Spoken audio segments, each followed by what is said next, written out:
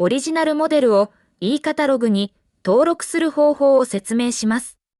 本動画で説明する設定をしたオリジナルモデルは、設定を行ったパソコン上の e カタログにのみ反映されます。e カタログはタイプ別モデルと製造者別モデルにカテゴリー分けされています。新しいカテゴリーを追加します。ホームタブを表示します。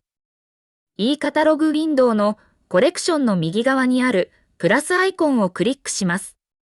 ソースを編集を選択します。ソースウィンドウの新しいソースを追加をクリックします。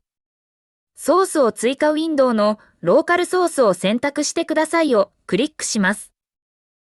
ファイルまたはフォルダーの参照ウィンドウが表示され、新規カテゴリーとして使用する場所を選択できます。デスクトップに新しいフォルダーを作成するため、デスクトップを選択します。新しいフォルダーを作成をクリックすることで、選択した場所に新しいフォルダーを作成できます。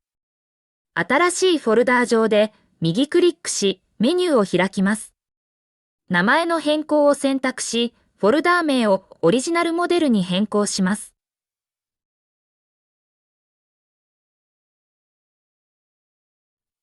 フォルダーを確認すると、変更したフォルダー名が反映されていません。オリジナルモデルの選択を一度解除し、再度選択します。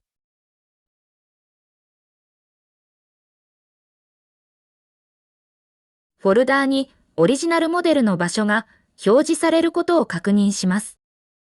ネットワーク内の任意のフォルダーを選択する、またはフォルダーに直接パスを入力することで、ネットワーク上の共有フォルダーを登録することもできます。OK をクリックします。ソースウィンドウにオリジナルモデルが追加されたことを確認します。閉じるをクリックします。e カタログウィンドウにオリジナルモデルが追加されたことを確認します。e カタログのオリジナルモデルにモデルを登録します。モデル単体を登録する場合、モデルをコンポーネントとして保存する必要があります。モデルをコンポーネントとして保存する方法は、動画コンポーネントを保存しようを参照してください。e カタログにレイアウトを登録する方法を説明します。付属ファイル chairs.vcmx を開きます。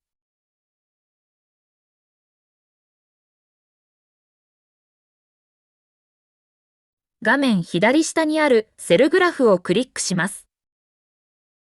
セルグラフウィンドウでチェアーが3つあることを確認します。チェアーが3つ並んでいる現在のレイアウトを e カタログに登録します。レイアウトを登録するため、ファイルタブをクリックします。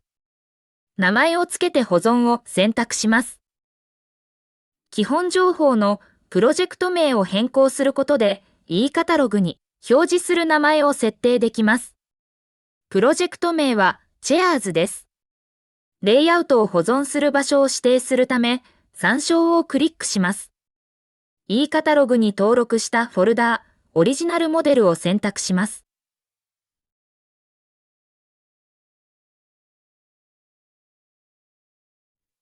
保存をクリックします。e カタログに Chairs が追加されたことを確認します。3D ワールドに配置し、Chairs を確認します。コントロールキーと N キーを同時に押すことで、3D ワールドに配置されているモデルをすべて削除できます。変更点を保存しますかとメッセージが表示された場合、保存しないを選択します。e カタログウィンドウのオリジナルモデルを選択します。Chairs をダブルクリックします。レイアウトとして登録した場合、モデル内部の設定だけでなく、モデル同士の位置関係まで保存できます。e カタログに登録したフォルダーの登録を解除する方法について説明します。e カタログウィンドウ、コレクションの右側にあるプラスアイコンをクリックします。ソースを編集を選択します。ソースウィンドウのオリジナルモデルの右側にある削除をクリックします。閉じるをクリックし、ソースウィンドウを閉じます。e カタログウィンドウからオリジナルモデルが削除されたことを確認します。オリジナルのモデルを e カタログに登録する方法についての説明は以上となります。ご視聴いただきありがとうございました。